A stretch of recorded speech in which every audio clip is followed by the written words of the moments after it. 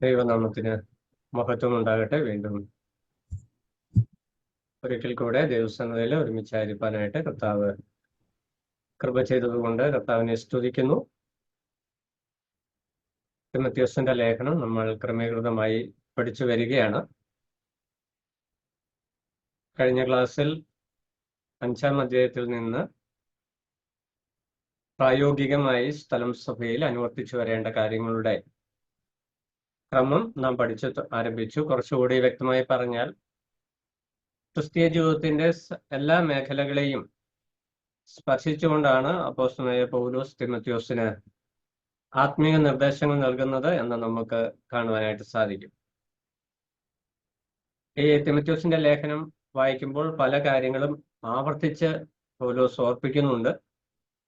പല കാര്യങ്ങളും ഒരു മെസ്സപ്പ് പോലെ എന്ന് പറഞ്ഞാൽ ഒത്തിരി കാര്യങ്ങൾ താൻ പറയുവാനായിട്ട് ആഗ്രഹിക്കുന്നുണ്ട്. അതിന്റെ ഒരു എക്സ്പ്രഷൻ, പല കാര്യങ്ങളും ഒന്നിലധികം പ്രാവശ്യം ആവർത്തിച്ച് പറയുന്നു. ഒരു വിഷയം പറഞ്ഞു വന്നിട്ട് പെട്ടെന്ന് മറ്റൊരു വിഷയത്തിലേക്ക് സഞ്ചരിക്കുന്നു. ഇങ്ങനെ ഈ ലേഖനത്തിൽ നമ്മൾ ശ്രദ്ധിച്ച് പഠിക്കുമ്പോൾ അപ്പോസ്തലനായ പൗലോസ് തിമോഥെയോസിനെ ഉത്തരവാദിത്വം ഏൽപ്പിക്കുമ്പോൾ പൗലോസിന്റെ ഹൃദയത്തെ ഭരിച്ച ആത്മഭാരം, അതിന്റെ ഗൗരവം നമുക്ക് നന്നായിട്ട് മനസ്സിലാക്കുവാനായിട്ട് കഴിയും. ഒരു വിശ്വാസി സഭയിലായിരിക്കുന്ന അവസ്ഥയുടെ പ്രാധാന്യം, എത്രത്തോളം പ്രാധാന്യമുണ്ട് എന്നത് ഈ പൗലോസിന്റെ ഈ ഹൃദയഭാവത്തിൽ നിന്ന് നമുക്ക് മനസ്സിലാക്കുവാനായിട്ട് കഴിയണം പ്രമാണമായിട്ട് കഴിയണം എന്നുള്ളതാണ് ആവശ്യം. നമ്മളൊക്കെ രക്ഷിക്കപ്പെട്ടു, സ്നാനപ്പെട്ടു, അപ്പം തിന്നു, കൂട്ടായ്മ യാചിച്ചു. നമ്മുടെ സിസ്റ്റം അതാണ്. നമ്മൾ അങ്ങനെ വിശ്വാസികളായിട്ട് ജീവിച്ചു പോകുക. എന്നാൽ ഒരു വിശ്വാസിയുടെ ജീവിതത്തിൽ, അത് ശുശ്രൂഷകനായാലും വിശ്വാസിയായാലും സഹോദരനായാലും സഹോദരിയായാലും യുവാവായാലും യുവതിയായാലും ഏത് തലത്തിലുള്ള വ്യക്തികളാണെങ്കിലും അവരുടെ എല്ലാം ജീവിതം സഭയുടെ സുഗമമായ ഒരു പ്രവർത്തനത്തിന് അനിവാര്യമാണ്. അതിനൊരു പെരുമാറ്റച്ചട്ടം, ഒരു പ്രോട്ടോകോൾ, അത് ദൈവവചനം അനുശാസിക്കുന്നു. അതാണ് ഈ ഇടയലേഖനങ്ങളുടെ കാതലായ സന്ദേശം. നമ്മളൊക്കെ ഓരോ സ്ഥലം സഭയിൽ ഉൾപ്പെട്ട് നിൽക്കുന്നു. നമ്മൾ അവിടുത്തെ ഒരു സിസ്റ്റം ഫോളോ ചെയ്ത് അങ്ങ് പോകുന്നു. അതാണ് സാധാരണയായിട്ട് സംഭവിക്കുന്ന ഒരു വിഷയം. എന്നാൽ ദൈവവചനം അതിൽ കൂടി കുറച്ചുകൂടി ആഴമായ നിലയിലാണ് ആ കാര്യങ്ങൾ വെളിപ്പെടുത്തുന്നത് എന്ന് നമുക്ക് മനസ്സിലാക്കുവാനായിട്ട് കഴിയും. 5-ാം അധ്യായം, കഴിഞ്ഞ ക്ലാസ്സിൽ നമ്മൾ 5-ാം അധ്യായം ആണ് ചിന്തിച്ചത്. 1-ാം വാക്യത്തിൽ മൂത്തവരും ഇളയവരും എന്ന് തുടങ്ങി അത് അവസാനിക്കുമ്പോൾ മൂപ്പന്മാരുടെ ജീവിതത്തിൽ വരുന്ന തെറ്റുകളോടുള്ള ബന്ധത്തിലാണ് ആ അധ്യായം അവസാനിച്ചത്. അപ്പോൾ സ്വാഭാവികമായിട്ടും സഭയിൽ ശിക്ഷണ നടപടിയെടുക്കുവാൻ നിയമിക്കപ്പെട്ടിരിക്കുന്ന, ശിക്ഷിക്കുവാൻ, ഭരിക്കുവാൻ, നയിക്കുവാൻ ഒക്കെ നിയമിക്കപ്പെട്ട മൂപ്പന്മാരിൽ തെറ്റ് വന്നാൽ എന്തു ചെയ്യണം നമുക്കുണ്ടാകുന്ന ഒരു സംശയമാണ്. അതിനുള്ള മറുപടി ഇടയലേഖനത്തിൽ തന്നെ കഴിഞ്ഞ ക്ലാസ്സിൽ നാം ചിന്തിച്ചു.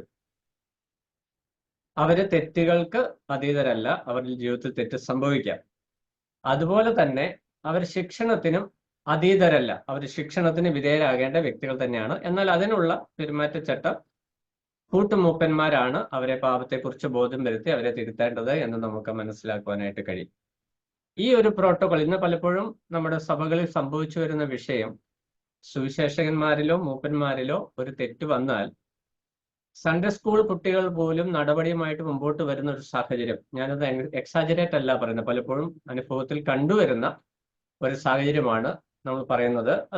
അതിനകത്ത് നമ്മുടെ ഒരു ഉപദേശത്തിന്റെ, നമ്മുടെ ഒരു പഠിപ്പിക്കലിന്റെ ഒരു സിസ്റ്റം കൂടിയുണ്ട്. രക്ഷിക്കപ്പെട്ട സഭയിൽ വരുന്ന എല്ലാവരും ക്രിസ്തുവിൽ ഒരുപോലെയാണ്. എല്ലാത്തിനും നമുക്ക് വാക്യമുണ്ടല്ലോ, ബ്രദറുകാരുടെ ഒരു പ്രത്യേകത, അത് എല്ലാത്തിനും വാക്യമുണ്ട്. നമ്മൾ ഗലാത്യ ലേഖനം 3:28 വരുമ്പോൾ നമ്മളവിടെ വായിക്കുന്നുണ്ട്. ഗലാത്യ ലേഖനം 3-ാം അധ്യായം 28-ാം വാക്യം. അതിൽ യഹൂദനും യവനനും എന്നില്ല, ദാസനും സ്വതന്ത്രനും എന്നില്ല, ആണും പെണ്ണും എന്നില്ല, നിങ്ങൾ എല്ലാവരും ക്രിസ്തു യേശുവിൽ ഒന്നത്രേ. ഈ പറയുന്ന വാക്യം അത് ശരിയായിട്ടൊന്ന് വായിച്ചാൽ, ഒന്ന് ശ്രദ്ധിച്ചാൽ അതിന്റെ ആശയം നമുക്ക് മനസ്സിലാവും. പക്ഷെ നമ്മൾ പലപ്പോഴും നമ്മുടെ തെറ്റുകളെ ന്യായീകരിക്കുവാനായിട്ട് ബൈബിൾ വാക്യങ്ങളാണ് ഉദ്ധരിക്കുന്നത്. തമാശ പറയാൻ പോലും ബൈബിൾ വാക്യങ്ങൾ ഉദ്ധരിക്കുന്ന നിലയിലേക്ക് വേർപാട് സുവിശേഷന്മാരും ശുശ്രൂഷകന്മാർ പോലും വന്നിട്ടുണ്ട് എന്നുള്ളത് ഞാൻ തുറന്നു പറയാനായിട്ട് ആഗ്രഹിക്കുക. പലപ്പോഴും അതൊന്നും യോഗ്യമായ കാര്യമല്ല. ദൈവവചനത്തിന് മാന്യത കൊടുക്കേണ്ടത് ശുശ്രൂഷകന്മാർ, പ്രാരംഭം നമ്മൾക്ക് എങ്ങനെയും എടുത്ത് കൈകാര്യം ചെയ്യാനുള്ള ഒരു സാധനമല്ല ദൈവവചനം.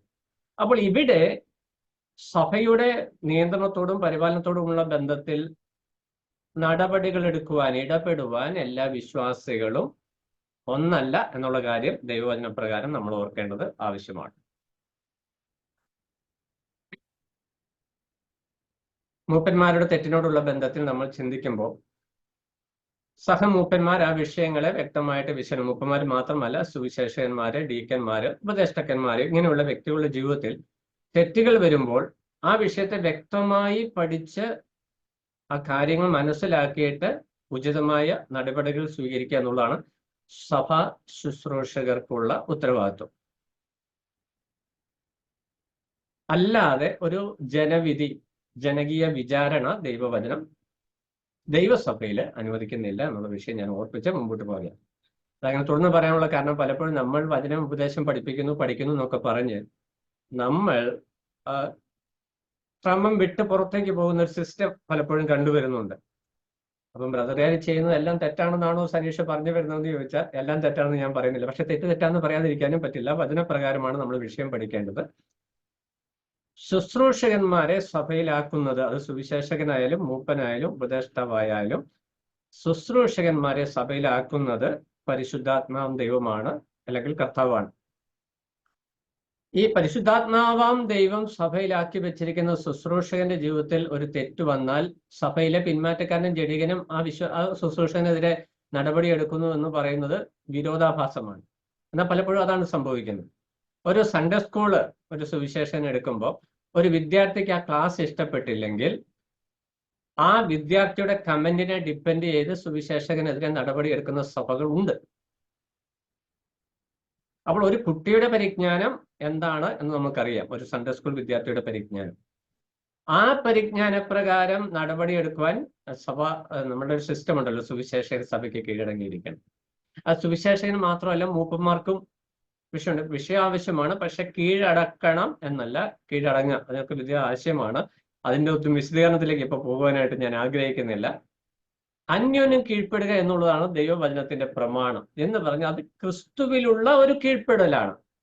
ക്രിസ്തുവിന്റെ സ്നേഹത്തിൽ, ദൈവഭയത്തിൽ, ദൈവസ്നേഹത്തിൽ അന്യോന്യമുള്ള ഒരു കീഴ്പ്പെടലാണ് ദൈവവചനം അനുശാസിക്കുന്നത്. അത് സഭാ ശുശ്രൂഷകരോടുള്ള ബന്ധത്തിൽ മാത്രമല്ല, ജീവിതത്തിന്റെ എല്ലാ തലത്തിലും അത് കാണുവാനായിട്ട് നമുക്ക് കഴിയും. അത്രയും ഞാൻ പറഞ്ഞു വെക്കുവാനായിട്ടുള്ള കാരണം, പലപ്പോഴും ദൈവവചനത്തിന്റെ പ്രാധാന്യം അവഗണിച്ചുകൊണ്ടാണ് നമ്മൾ നമ്മുടേതായ സിസ്റ്റംസ് എന്ന് പറഞ്ഞാൽ ലോകത്തിലുള്ള ഭരണ സംവിധാനങ്ങൾ, ഏകാധിപത്യ രീതികൾ സഭയ്ക്കുള്ളിലേക്ക് കൊണ്ടുവരുന്നതാണ് സഭയ്ക്കുള്ളിൽ പല ഭിന്നതയ്ക്കും പ്രയാസങ്ങൾക്കും കാരണമാകുന്നത്. ക്ഷമിക്കുവാനും പൊറുക്കുവാനും കരുണ കാണിപ്പാനും ഒക്കെയും നമ്മൾ ശുശ്രൂഷകന്മാരോടും ശുശ്രൂഷകന്മാർ വിശ്വാസികളോടും വിശ്വാസികൾ ശുശ്രൂഷകന്മാരോടും ആ നിലയിൽ പെരുമാറുന്ന ഒരു മനോഭാവം ഡെവലപ്പ് ചെയ്തെടുത്തില്ലെങ്കിൽ നമ്മൾ ഈ പറയുന്ന സുവിശേഷത്തിന് മഹത്വമില്ലാതായി വരും. അപ്പൊ ഞാൻ ഈ തിമത്യോസിന്റെ ലേഖനം ശ്രദ്ധിച്ച് പഠിച്ചു വന്നപ്പോൾ എൻ്റെ ഹൃദയത്തെ വളരെ സ്പർശിച്ച ഒരു വിഷയം, തിമത്യോസിനോട് പൗലോസ് വളരെ സ്നേഹത്തോടെ പറഞ്ഞു കൊടുക്കുന്ന ഒരു ആശയം എന്ന് പറയുന്നത്, സ്ഥലം സഭ അത് കർത്താവിന്റെ ശരീരമാണ്, അത് കർത്താവിന്റെ ആലയമാണ്. ആ സഭയ്ക്കുള്ളിൽ ഉൾപ്പെട്ട് നിൽക്കുന്ന എല്ലാ വ്യക്തികൾക്കും ഒരു പെരുമാറ്റച്ചട്ടമുണ്ട്. തിമത്യോസിനുണ്ട്, തിമത്യോസ് നിയമിച്ചാക്കുന്ന മൂപ്പന്മാർക്കുണ്ട്, സഭയിലെ യുവാക്കന്മാർക്കുണ്ട്, യുവതികൾക്കുണ്ട്, വൃദ്ധന്മാർക്കുണ്ട്, വൃദ്ധമാർക്കുണ്ട്, വിധവമാർക്കുണ്ട്, മൂപ്പന്മാർക്കുണ്ട്, സുവിശേഷന്മാർക്കുണ്ട്, ഡീക്കന്മാർക്കുണ്ട്. ഇങ്ങനെ സകല സഭയ്ക്കുള്ളിൽ നിൽക്കുന്ന സകല വിശ്വാസികൾക്കും ഒരു പെരുമാറ്റച്ചട്ടം ദൈവവചനം അനുശാസിക്കുന്നുണ്ട്. അത് നമ്മൾ സഭയിലോ നടക്കുന്നുണ്ടോ, എല്ലാ സഭകളിലും അങ്ങനെയാണോ എന്നതല്ല നമ്മുടെ വിഷയം. ഞാൻ ഉൾപ്പെട്ട് നിൽക്കുന്ന സ്ഥലം സഭയിൽ എൻ്റെ ഇൻവോൾവ്മെന്റ്, എൻ്റെ ഇടപെടൽ, ഞാനായിരിക്കുന്നത് ഈ പ്രമാണപ്രകാരമാണോ എന്ന് നമ്മൾ വ്യക്തിപരമായി ശോധന ചെയ്യണം. അത് മൂപ്പന്മാരും വിശ്വാസികളും സുവിശേഷന്മാരും ഒക്കെ ശോധന ചെയ്യണം. ഈ 6-ാം അധ്യായത്തിലേക്ക് നമ്മൾ വരുമ്പോൾ മൂപ്പന്മാരുടെ വിഷയം അവിടെ വിടുകയാണ്. ഇനി നമ്മൾ 6-ാം അധ്യായത്തിലേക്ക് വരുമ്പോൾ മൂപ്പന്മാരുടെ വിഷയം പറഞ്ഞതിന് ശേഷം 5ഉം 6ഉം അധ്യായം കണ്ടിന്യൂസ് ആയിട്ട് ഒരു വിഷയത്തിന്റെ തുടർച്ചയായിട്ടുള്ള വിഷയങ്ങളാണ് പറഞ്ഞു വരുന്നത്. 5-ാം അധ്യായം നമ്മൾ 1-ാം വാക്യത്തിൽ വെച്ച് മൂത്തവനെ ഭർഷിക്കാതെ അപ്പനെ പോലെ ബഹുമാനിക്കണം എന്ന് നമ്മൾ വായിച്ചു. 6-ാം അധ്യായത്തിന്റെ 1-ാം വാക്യത്തിലേക്ക് വരുമ്പോൾ ദാസന്മാർ യജമാനന്മാരെ ബഹുമാനിക്കണം എന്നാണ് അവിടുത്തെ പ്രമാണം. അപ്പോൾ സ്വാഭാവികമായിട്ട് ഇവിടെ ഒരു ഇഷ്യൂ റേസ് ചെയ്ത് പൗലോസ് ദൈവാത്മാവിൽ പറയുന്നുണ്ട്. ഞാൻ മുമ്പേ പറഞ്ഞ ആശയമാണ് അവിടെ. ഗലാത്യ ലേഖനം 3:28 ക്രിസ്തുവിൽ യഹൂദന്മാരോ യവനന്മാരോ ദാസന്മാരോ സ്വതന്ത്രന്മാരോ എന്നിങ്ങനെയില്ല, ആണും പെണ്ണും എന്നിങ്ങനെയില്ല, എല്ലാവരും ക്രിസ്തുവിൽ ഒന്നത്രേ. ആ ഒരു ഉപദേശം, പ്രബോധനം, ദർശനം, ക്രിസ്തീയമായിരിക്കുന്ന ആ ഉപദേശ ദർശനം വന്നപ്പോൾ നമ്മൾ എപ്പോഴും അതിന്റെ ഓപ്പോസിറ്റ് ആംഗിൾ ആണല്ലോ ചിന്തിക്കുന്ന മനുഷ്യർ.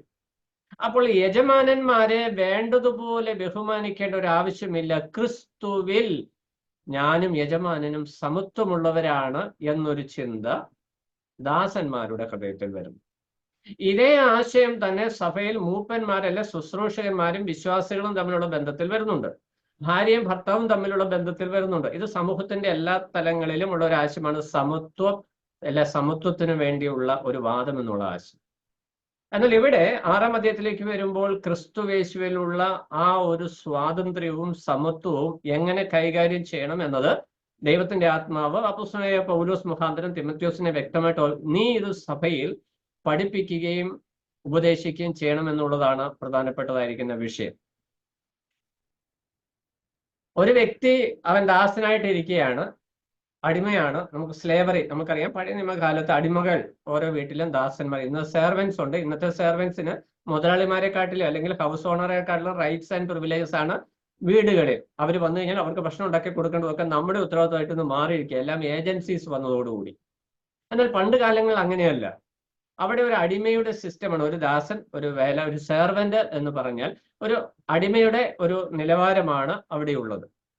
യജമാനനെ പറയുന്നതൊക്കെ ഒരു വാക്ക് പോലെ ലംഘിക്കാതെ അനുസരിക്കുക, കുടുംബത്തോട് ചേർന്ന് പോവുക, ഈ വിഷയങ്ങളൊക്കെ അവിടെയുണ്ട്. എന്നാൽ അവിടെ ഉന്നയിക്കപ്പെടുന്ന അല്ലെങ്കിൽ ഉയർന്നു വരുന്ന ഒരു വിഷയം എന്ന് പറയുന്നത് ഈ യജമാനനും വിശ്വാസിയാണ്.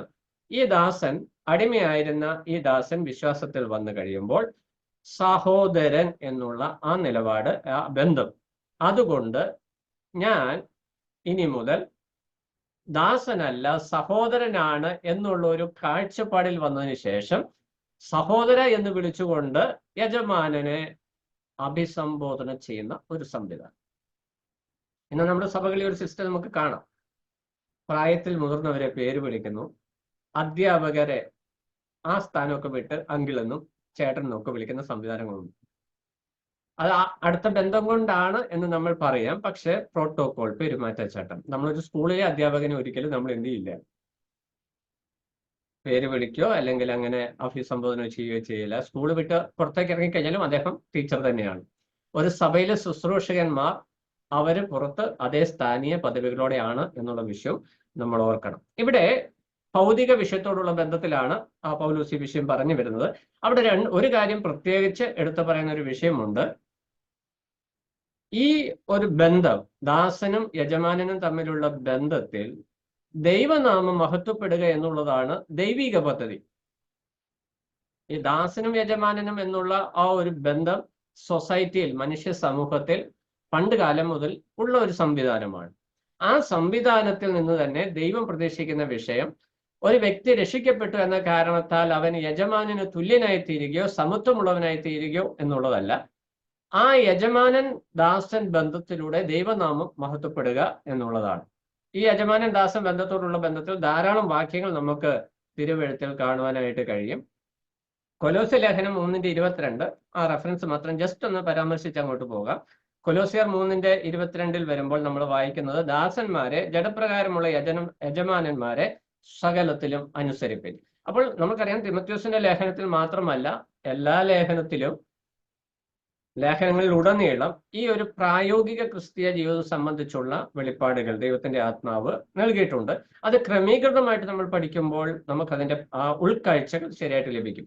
ഇവിടെ നമ്മൾ വായിക്കുന്ന കൊലോസ്യർ 3:22 നമ്മൾ വായിക്കുന്നത് യജമാനന്മാരെ സകലത്തിലും അനുസരിക്കണം. എന്നിട്ട് പറയുകയാണ്, മനുഷ്യരെ പ്രസാദിപ്പിക്കുന്നവരെ പോലെയല്ല, കർത്താവിനെ ഭയപ്പെട്ട് ഹൃദയത്തിന്റെ ഏകാഗ്രതയോടെ ചെയ്യണം. അപ്പോൾ രക്ഷിക്കപ്പെട്ട ഒരു ദൈവ പൈതലിന്റെ ജീവിതത്തിൽ ദാസൻ യജമാനൻ ബന്ധം അവിടെ നിൽക്കുമ്പോൾ തന്നെ ഒരു ദാസൻ രക്ഷിക്കപ്പെട്ട് കഴിയുമ്പോൾ തന്റെ യജമാനനെ സേവിക്കുമ്പോൾ കർത്താവിന് ചെയ്യുന്നു എന്നുള്ള നിലയിൽ, അപ്പോൾ അതുവരെയും ചെയ്തത് ഒരു അടിമ എന്നുള്ള നിലയിലാണ്, യജമാനു വേണ്ടി ചെയ്യുന്നു എന്നുള്ള നിലയിലാണ്. പക്ഷെ രക്ഷിക്കപ്പെട്ട് കഴിയുമ്പോൾ യജമാനനുമായിട്ടൊരു സമത്വം വരികയല്ല, മറിച്ച് യജമാനന് കർത്താവിന് എന്ന് ചെയ്യുന്നത് പോലെ തന്നെ ഭയത്തോടും സ്നേഹത്തോടും ബഹുമാനത്തോടും ആദരവോടും കൂടെ സേവ ചെയ്യുക എന്നുള്ളതാണ്. അതിന്റെ അൾട്ടിമേറ്റ് റിസൾട്ട് അല്ലെങ്കിൽ ആത്യന്തികമായ ഫലം എന്ന് പറയുന്നത് ദൈവനാമ മഹത്വമാണ് എന്നുള്ള വിഷയം. അതായത് ഒരു അടിമ രക്ഷിക്കപ്പെട്ടു, അവൻ കർത്താവിനെ സ്വീകരിച്ചു കഴിയുമ്പോൾ അവന്റെ സേവനം കണ്ടിട്ട്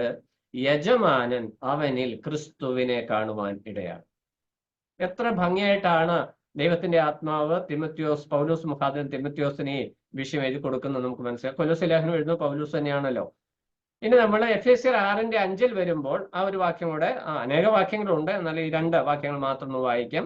എഫേസ്യർ 6:5, ദാസന്മാരെ ജഡപ്രകാരം യജമാനന്മാരായി അവരെ ക്രിസ്തുവിനെ പോലെ തന്നെ ഹൃദയത്തിന്റെ ഏകാഗ്രതയിൽ സേവിപ്പിൻ. അപ്പോൾ ഈ പറഞ്ഞു വന്ന ആശയം, അതായത് നമ്മൾ 1 തിമോഥെയോസ് 6:1 പറഞ്ഞ് വായിച്ച ആശയത്തിന്റെ വിശദീകരണം കർത്താവിനോടുള്ള ഏകാഗ്രത പോലെ, കർത്താവിനോട് ചെയ്യുന്നത് പോലെ യജമാനനോട് ചെയ്യണം. ഇനി അതിന്റെ മറുവശം അല്ലെങ്കിൽ അതിന്റെ ശരിയായ ആശയം എന്ന് പറയുന്നത്, നാം നമ്മുടെ യജമാനനോട്, നമ്മുടെ അധികാരി ആരെങ്കിലും ആയിക്കോട്ടെ, ഒരു ഓഫീസിൽ നമ്മൾ വർക്ക് ചെയ്യുന്നു, ഒരു സ്റ്റാഫായിട്ട് ജോലി ചെയ്യുന്നുവെങ്കിൽ ആ ഓഫീസിന്റെ മാനേജ്മെന്റിനോട് നമ്മൾ എത്രത്തോളം കമ്മിറ്റ്മെന്റോട് കൂടി ജോലി ചെയ്യുന്നു. പലപ്പോഴും ഇന്നത്തെ പ്രശ്നം എന്താ, ഇന്ന് സാലറി ഓറിയന്റഡാ. ഒരു 100 രൂപ കൂടുതൽ കിട്ടിയാൽ നമ്മൾ അടുത്ത കമ്പനിയിലേക്ക് മാറും, ഷിഫ്റ്റ് ചെയ്യും. അതാണ് ഇന്നത്തെ സിസ്റ്റം. ഇന്ന് ആർക്കും ഒരു കമ്പനി, പണ്ടെങ്ങനെയല്ല, ഒരു കമ്പനിയിൽ ജോലി ചെയ്താൽ റിട്ടയർ ആവുന്നവരെ കമ്പനിയിൽ തന്നെയാണ് ജോലി. അപ്പോൾ ഒരു ഫാമിലി പോലെയാണ് ഏകദേശം അവിടുത്തെ ബന്ധം. ഇന്ന് ആ സിസ്റ്റം മാറി. ഇന്ന് നമുക്കൊരു 500 കൂടുതൽ കിട്ടിയാൽ, ഒരു 100 രൂപ കൂടുതൽ കിട്ടിയാൽ നമ്മൾ അടുത്ത കമ്പനിയിലേക്ക് ഷിഫ്റ്റ് ചെയ്യുക. കാരണം മൾട്ടി ലെവൽ കമ്പനികൾ വന്നു, നമുക്ക് ഓപ്പർച്യൂണിറ്റീസ് വന്നു, നമ്മളത് പോകുന്നു. ജോലി മാറുന്നൊന്നും തെറ്റാന്നല്ല ഞാൻ പറഞ്ഞു വരുന്നതിന്റെ ആശയം. നമ്മളെ ദൈവം ആക്കി വെച്ചിരിക്കുന്ന സെക്യുലർ ജോലി ആകട്ടെ, സ്പിരിച്വൽ മിനിസ്ട്രി ആകട്ടെ, നമ്മളെ ദൈവം ആക്കി വെച്ചിരിക്കുന്ന സ്ഥാനത്ത് നമ്മുടെ മേലുള്ള അധികാരികളോട് നാം സേവനം ചെയ്യുമ്പോൾ അവർക്ക് നമ്മിൽ ക്രിസ്തുവിന്റെ സ്നേഹവും ക്രിസ്തുവിന്റെ ഭയവും കാണുവാൻ കഴിയണം. അതാണ് കർത്താവോട് പറഞ്ഞു വരുന്നതിന്റെ ഉദ്ദേശം. നമ്മൾ 6:1 വായിക്കുന്നത്, നുകത്തിൻ കീഴിൽ ദാസന്മാരായിരിക്കുന്നവരൊക്കെയും ദൈവനാമവും ഉപദേശവും ദുഷിക്കപ്പെടാതിരിക്കുവാൻ തങ്ങളുടെ യജമാനന്മാരെ സകലമാനത്തിനും യോഗ്യന്മാരെന്ന് എണ്ണേണ്ടതാകും. എത്ര ഭംഗിയായിട്ടാണ് പൗലോസ് ആ വാക്കുകൾ അവിടെ കുറിച്ച് വെച്ചിരിക്കുന്നത്. അവിടെ പൗലോസ് പറയുന്ന ഒരു ദാസന് യജമാനനെ സേവിക്കുന്നതിന്റെ ആശയം, അർത്ഥം എന്ന് പറഞ്ഞാൽ, അല്ലെ ലക്ഷ്യം എന്ന് പറയുന്നത്, അവിടെ ദൈവനാമം പിന്നെ ഉപദേശം, ഈ 2 വിഷയങ്ങൾ അവിടെ വരണം. നമ്മളൊക്കെ വേർപാടുകാരൊക്കെ ഉപദേശത്തിൽ വളരെ കർശനതയുള്ളവരെ പണ്ട്, ഇപ്പോഴൊക്കെ കുറച്ച് ലൂസായിട്ടുണ്ട്. കുറച്ചല്ല, കംപ്ലീറ്റ് ലൂസ് ആയിക്കൊണ്ടേ ഇരിക്കുക. ഉപദേശം എന്ന് കേൾക്കുന്നതിന് നമുക്കിപ്പോൾ ഇറിറ്റേഷൻ ആയിരിക്കുന്ന ഒരു സമൂഹത്തിലാണ് നമ്മൾ ജീവിച്ചു വരുന്നത്. അതവിടെ നിൽക്കട്ടെ. ഇവിടെ പഥ്യോപദേശം, തിമോഥെയോസിന് പൗലോസ് പറഞ്ഞു കൊടുക്കുന്ന വിഷയം എന്ന് പറഞ്ഞാൽ പഥ്യോപദേശം എന്നുള്ളതാ. തിരുവചനത്തിലെ അടിസ്ഥാന സത്യങ്ങളെ, ഉപദേശങ്ങളെ പഥ്യമായി, സംശുദ്ധമായി, പരിശുദ്ധമായി പഠിപ്പിക്കുന്ന ഉപദേശ സത്യങ്ങളെ ദുഷിക്കപ്പെടാതിരിക്കുവാൻ എന്ന് പറഞ്ഞാൽ, പ്രസംഗമുണ്ട്, പ്രവൃത്തിയിലില്ലെങ്കിൽ അത് ദൈവനാമത്തിന് അപമാനമായി തീരും എന്നാണ് ദൈവത്തിന്റെ ആത്മാവ് പറഞ്ഞു വരുന്നത്. അപ്പൊ ദാസൻ യജമാനൻ ബന്ധത്തിൽ അവർ യജമാനന്മാരെ വിശ്വസ്തയോടെ സേവിക്കുന്നതിന്റെ ഫലം എന്ന് പറയുന്നത്, ആ യജമാനന്റെ മുമ്പിൽ ഈ വ്യക്തിയുടെ ജീവിതം ദൈവനാമത്തിന് മഹത്വമായി തീരും എന്നുള്ളതാണ്.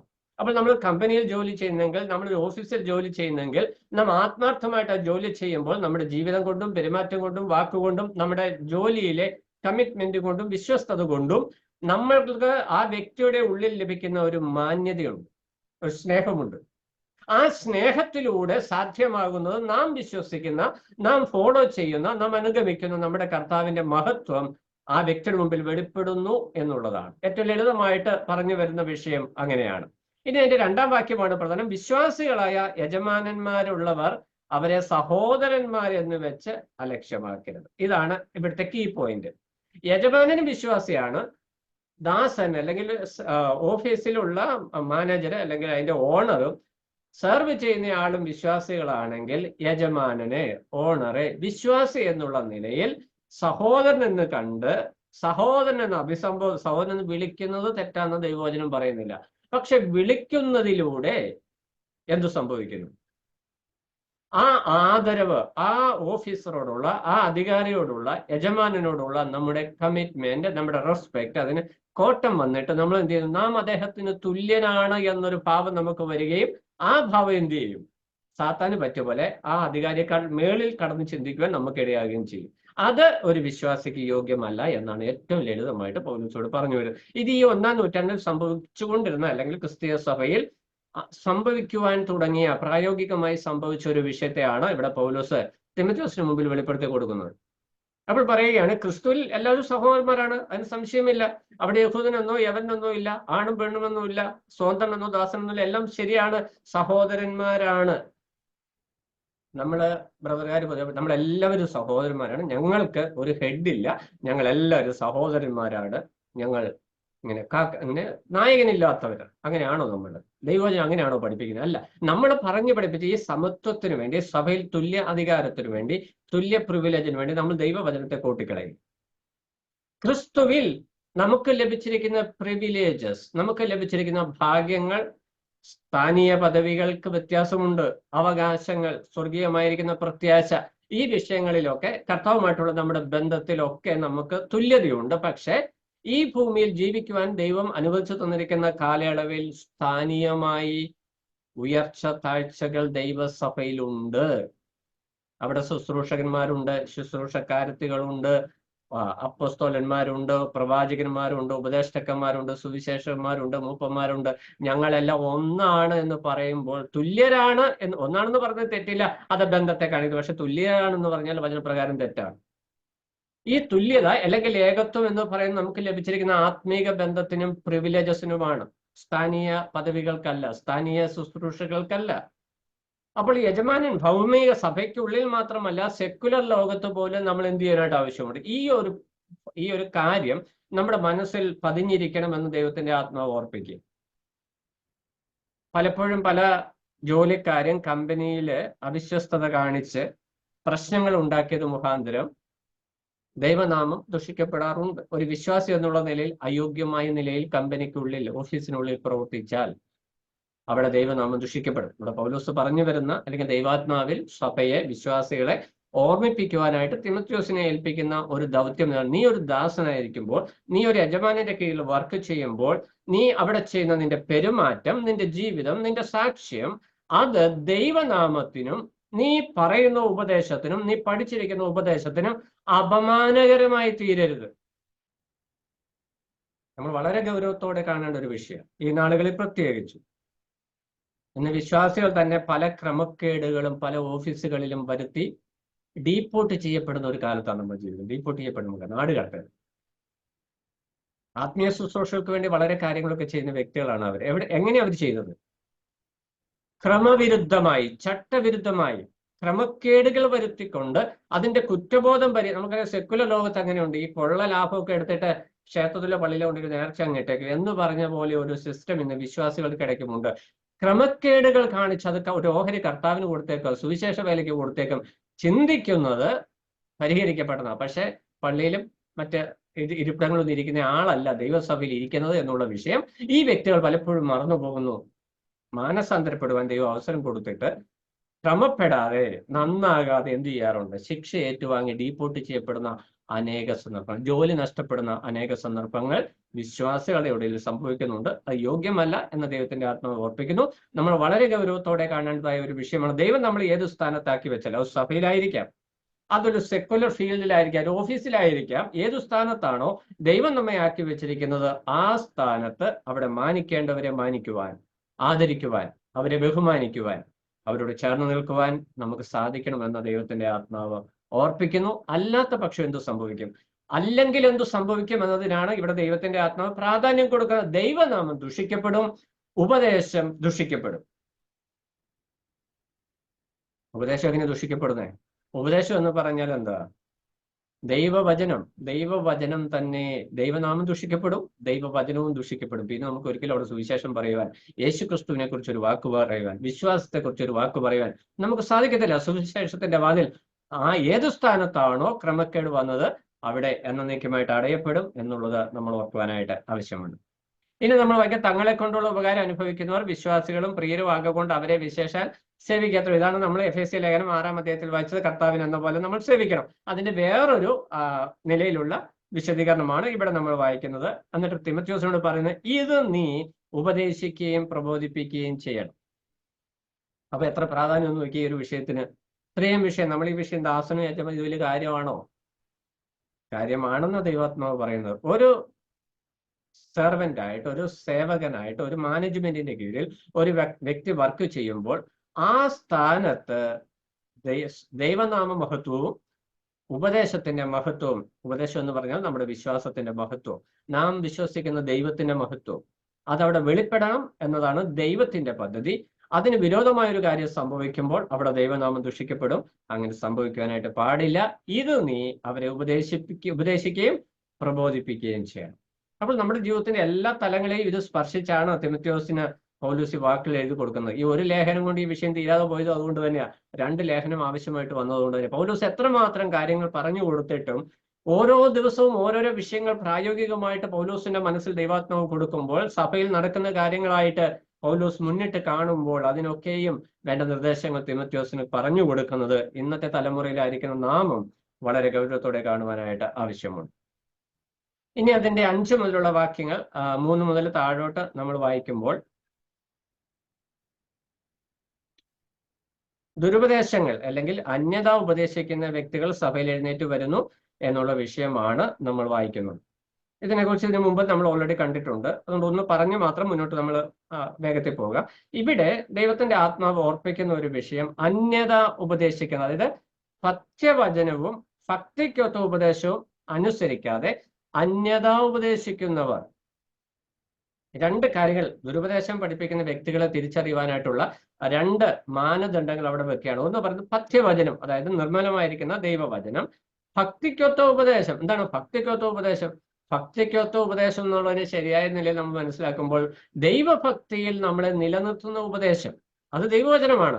ആ ദൈവവചന പ്രകാരം ദൈവഭക്തിയിൽ ജീവിക്കുന്നതിന് ഉതകുന്ന നിലയിൽ അതിനെ വ്യാഖ്യാനിച്ചു തരുന്നതിന് പകരം, പഠിപ്പിക്കുന്നതിന് പകരം അവരെന്ത് ചെയ്യുക?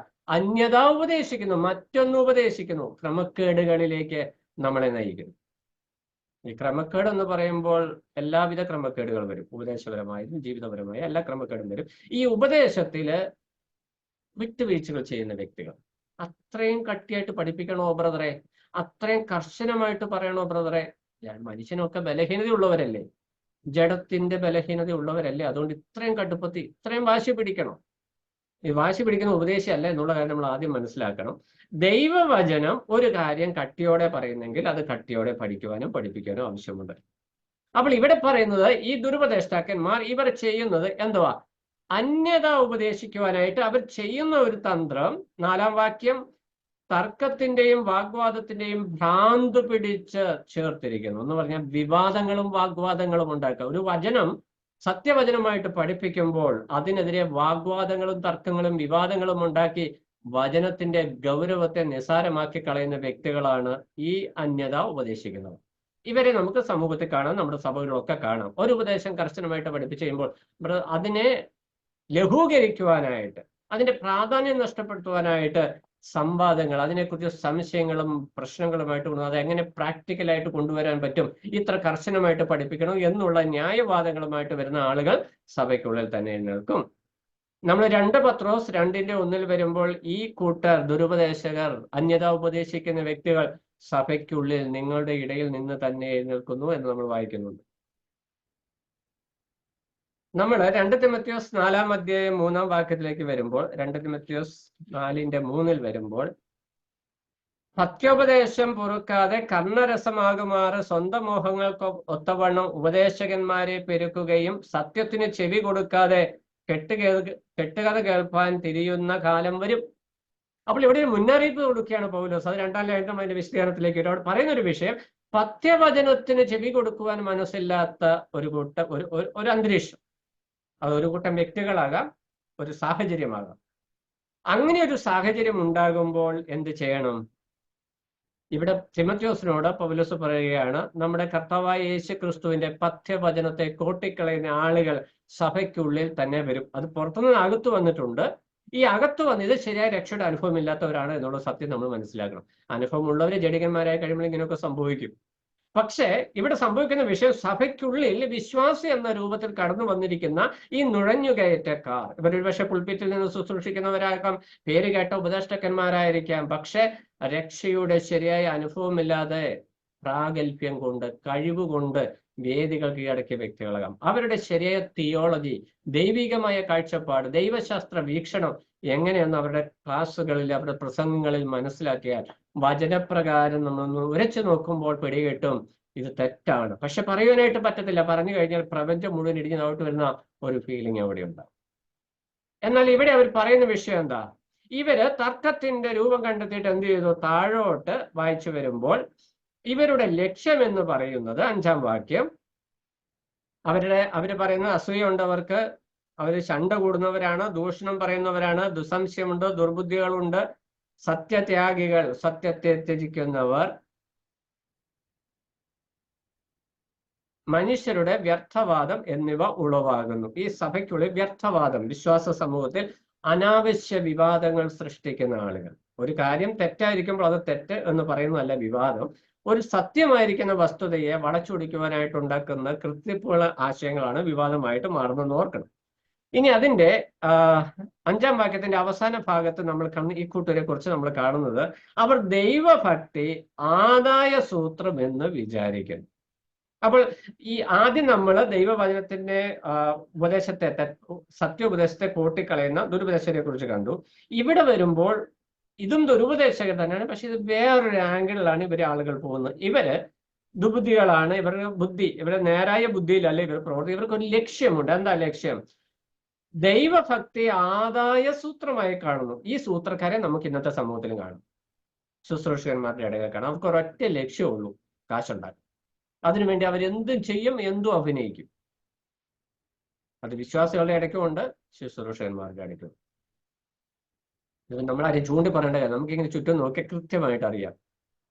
ഭക്തിയുടെ വേഷം ധരിച്ച്, സാക്ഷ്യത്തിന്റെ നീണ്ട കഥ പറഞ്ഞ്, കണ്ണുനീരൊലിപ്പിച്ച്, വിലാപമൊലിപ്പിച്ച് നടക്കുന്ന അനേകർ. ഇവരുടെയൊക്കെ ലക്ഷ്യം, കണ്ണുനീരൊലിപ്പിക്കാൻ തെറ്റാന്നല്ല ഞാൻ പറഞ്ഞത്, സങ്കടം വന്നാൽ കരയാണ്. പക്ഷെ കരച്ചിൽ ഒരു തന്ത്രമാക്കി മാറ്റുന്ന ആളുകളുണ്ട്. ഇങ്ങനെയുള്ള ആളുകള് ഇവരുടെ ലക്ഷ്യം എന്ന് പറയുന്നത് ദൈവഭക്തി.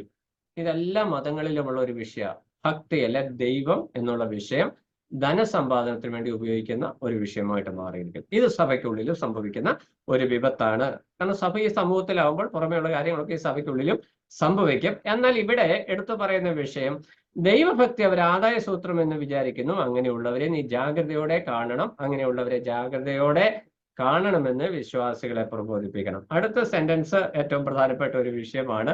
അടുത്ത സെന്റൻസിൽ പറയുന്ന അലംഭാവത്തോടു കൂടിയ ദൈവഭക്തി വലിയ ആദായമാകുന്നു താൻ. എന്താണ് അലംഭാവം എന്ന് മലയാളത്തിൽ പറഞ്ഞു കഴിഞ്ഞാൽ ഉദാസീനതയോടെ ഇരിക്കാന്ന്. എന്നാൽ നമ്മൾ ഇംഗ്ലീഷിൽ വായിക്കുമ്പോൾ കണ്ടന്റ് എന്ന് പറഞ്ഞാൽ ഉള്ളതിൽ നമ്മൾ തൃപ്തരായിരിക്കുക. ഈ വിഷയം അനേക വാക്യങ്ങളിൽ ദൈവത്തിന്റെ ആത്മാവ് എടുത്ത് പറഞ്ഞിട്ടുണ്ട്. ഉള്ളത് കൊണ്ട് തൃപ്തിപ്പെടുക. എന്താണ് ഉള്ളത് കൊണ്ട് തൃപ്തിപ്പെടുക എന്ന് പറയുന്നത്? എബ്രായർ ലേഖനം 13:5, എബ്രായർ 13:5, ഹീബ്രൂസ് 13:5. ഉള്ളതിൽ തൃപ്തിപ്പെടുക എന്നവിടെ പറയാം, ഉള്ളത് കൊണ്ട് തൃപ്തിപ്പെടുക. അതുപോലെ മത്തായി സുവിശേഷം 6:24, സഭാപ്രസംഗി 5:10, ഫിലിപ്പിയർ 4:12. അവിടെ ഫിലിപ്പിയർ 4:12 വരുമ്പോൾ അവിടെ പറഞ്ഞു ഉള്ള അവസ്ഥയിൽ തൃപ്തരായിരിക്കുക. എന്താണ് ഉള്ള അവസ്ഥ? ദൈവം നമ്മൾ ഏത് സാഹചര്യത്തിലാണോ ആക്കിയിരിക്കുന്നത് ആ സാഹചര്യത്തിൽ സംതൃപ്തിയോടെ ഇരിക്കുവാനായിട്ട് നമുക്ക് കഴിയണം. കാരണം നമ്മളെ ഓരോ സാഹചര്യങ്ങൾ ദൈവം ആക്കി വെക്കുമ്പോൾ നമുക്ക് ആ സാഹചര്യത്തിൽ എത്തിപ്പെടുമ്പോൾ നമുക്ക് അവിടെ മനസ്സിലാകത്തില്ല. ചിലപ്പോൾ വളരെ കഷ്ടതയുള്ള സാഹചര്യമായിരിക്കാം, ഒറ്റപ്പെട്ടു പോകുന്ന സാഹചര്യമായിരിക്കാം, ചിലപ്പോൾ നമ്മൾ വളരെ എക്സൈറ്റഡ് ആയിട്ടിരിക്കുന്ന സാഹചര്യമായിരിക്കാം, ഉന്നത ബഹുമാന പദവികളിലായിരിക്കുന്ന സ്ഥാനമായിരിക്കാം.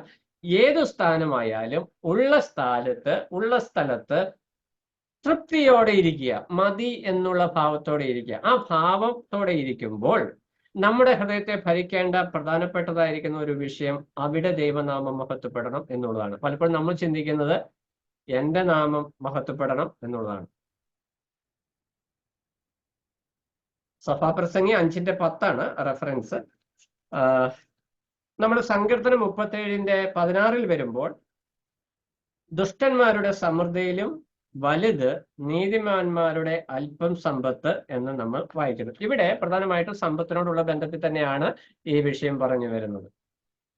എന്നിട്ട് നമ്മൾ വായിക്കുന്നത് ദ്രവ്യാഗ്രഹം സകലവിധ ദോഷത്തിന്. നമ്മൾ താഴോട്ട് വായിച്ചു വരുമ്പോൾ ഉണ്ടോ 9-ാം വാക്യത്തിൽ വരുമ്പോൾ, ധനികന്മാരാകുവാൻ ആഗ്രഹിക്കുന്നവർ പരീക്ഷയിലും കെണിയിലും കുടുങ്ങുകയും മനുഷ്യർ സംഹാരനാശങ്ങളിൽ മുങ്ങിപ്പോകുവാൻ ഇടവരുന്ന മൗഢ്യവും ദോഷകരവുമായ പല മോഹങ്ങൾക്കും ഇരയായി തീരുകയും ചെയ്യും.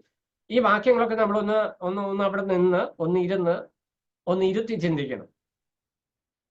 അവിടെ നിൽക്കണം വായിക്കുമ്പോൾ, എന്നിട്ടൊന്ന് ഇരിക്കണം, ശാന്തമായിട്ടൊന്ന് ഇരിക്കണം, എന്നിട്ടൊന്ന് ഇരുത്തി ചിന്തിക്കണം എന്താണ് ഇവിടെ ദൈവത്തിന്റെ ആത്മാവ് ഉദ്ദേശിക്കുന്നത്. ഇന്നത്തെ സമൂഹത്തിൽ നമുക്കറിയാം, സമ്പത്തുള്ളവനെ മാനുള്ളൂ, എല്ലാ കാലത്തും അങ്ങനെയൊക്കെ തന്നെയാണ്. പക്ഷെ പ്രശ്നം, ഈ സമ്പത്ത് ഉണ്ടാക്കുവാനായിട്ടുള്ള ഓട്ടത്തിൽ, ലക്ഷ്യത്തിൽ പലപ്പോഴും നമ്മൾ ആരാണ് എന്നുള്ള സത്യം നമ്മൾ മറന്നുപോകും. നമ്മൾ ആരാണോ? നമ്മൾ ദൈവമക്കൾ. അപ്പോൾ ദൈവമക്കൾക്ക് ദൈവം ഏതെല്ലാം നിലയിലുള്ള സാമ്പത്തികമായിരിക്കുന്ന ഔന്നത്യമാണ് അനുവദിച്ചിരിക്കുന്നത് എന്നത് സംബന്ധിച്ചൊരു ബോധ്യം വിശ്വാസികൾക്ക് ഉണ്ടാകണം. ഇവിടെ പറയുന്നത്, ധനികന്മാരാകുവാൻ ഇച്ഛിക്കുന്നവർ പല കെണിയിലകപ്പെടുന്നു. ഇത് തന്നെയാണ് ഇപ്പൊ ഞാൻ പറഞ്ഞത്.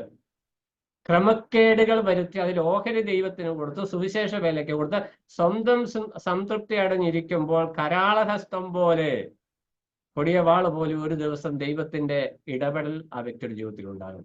ഈ സമ്പാദിച്ചത് മുഴുവൻ നഷ്ടപ്പെട്ട് വെറും കൈയോടെ, ഒന്നുമില്ലാത്ത അവസ്ഥയിൽ, ദാരിദ്ര്യത്തിന്റെ പടുകുഴിയിലേക്ക്, അപമാനത്തിന്റെ പടുകുഴിയിലേക്ക് ആ മനുഷ്യന് ഇറങ്ങിപ്പോകേണ്ട ഒരു സാഹചര്യം ഉണ്ടാകുന്നു. എവിടെ നിന്നാ വീഴ്ച?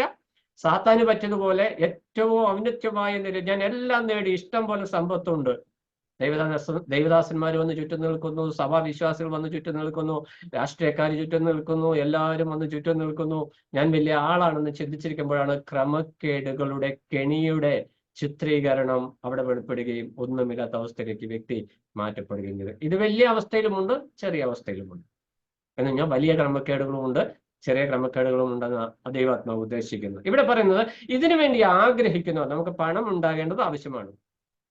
അത് ശുശ്രൂഷകന്മാർക്കും പണം ആവശ്യമാണ്, വിശ്വാസികൾക്കും പണം ആവശ്യമാണ്, എല്ലാവർക്കും പണം ജീവിക്കുവാൻ ആവശ്യമാണ്, നന്നായി ജീവിക്കുവാനും നല്ല നിലയിലുള്ള പണം ആവശ്യമാണ്. പക്ഷെ ദ്രവ്യം സമ്പാദിക്കുന്നത് മാത്രമാണ് ഒരു ലക്ഷ്യം, ഒരു വ്യക്തി ലക്ഷ്യമിടുന്നത് എങ്കിൽ അതിന്റെ അവസാനം രണ്ട് വിഷയമാണ്. അപമാനം. ആർക്കൊക്കെ? നമുക്ക് അപമാനമാണ്, സുവിശേഷത്തിന് അപമാനമാണ്, ദൈവത്തിന് അപമാനമാണ്. നാം അന്ന് വരെ പറഞ്ഞ ഉപദേശ സത്യങ്ങൾക്ക്, ദൈവവചനത്തിന് അത് അപമാനമാണ്.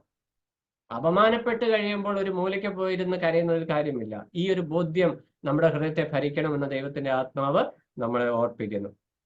എന്നിട്ട് പറയുക, ഇവിടെ ഈ പണസമ്പാദനത്തിനുള്ള ആ വ്യഗ്രത, അതിനുള്ള തീവ്രമായ ആഗ്രഹം എല്ലാവർക്കും ഉള്ളതാണ്. അത് സുവിശേഷന്മാർക്കുണ്ട്, മൂപ്പന്മാർക്കുണ്ട്, വിശ്വാസികൾക്കുണ്ട്, കുഞ്ഞുങ്ങൾക്കുണ്ട്, എല്ലാവർക്കും ഉണ്ട്. എല്ലാ വിശ്വാസികൾക്കുള്ള പണം ഉണ്ടാക്കണം എന്നുള്ള ആഗ്രഹം.